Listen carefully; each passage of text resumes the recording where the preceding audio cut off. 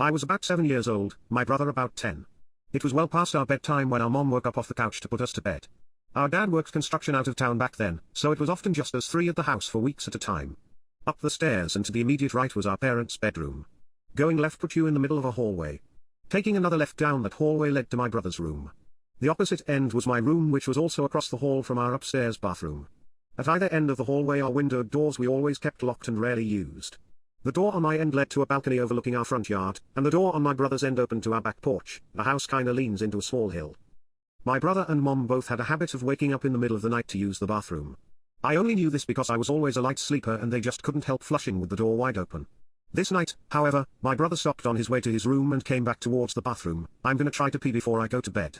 The past few nights I've been too afraid to walk to the bathroom. I keep seeing a man wearing stripes at the end of the hallway.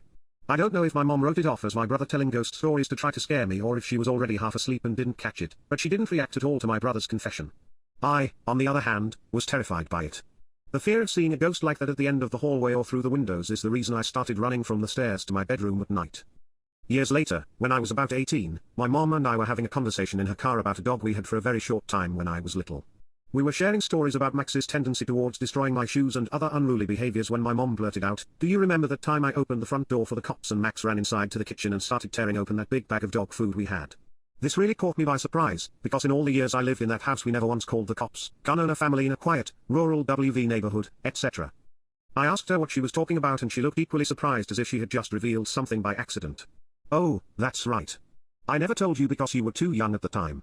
One night, I woke up hearing noises outside my window, and when I looked I saw a man staring into my bedroom." She went on to describe how turning on the lights caused him to take off running and how she grabbed my dad's pistol before calling the cops. I can't remember all the details I gave them when they showed up.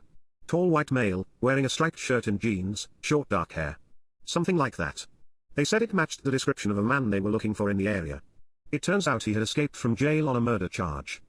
Now, I know it sounds so obvious hearing those two stories back to back, but it wasn't until a few years ago, in my mid-20s, that I pieced together that my brother had unknowingly warned us about a murderer who spent multiple nights casing our home.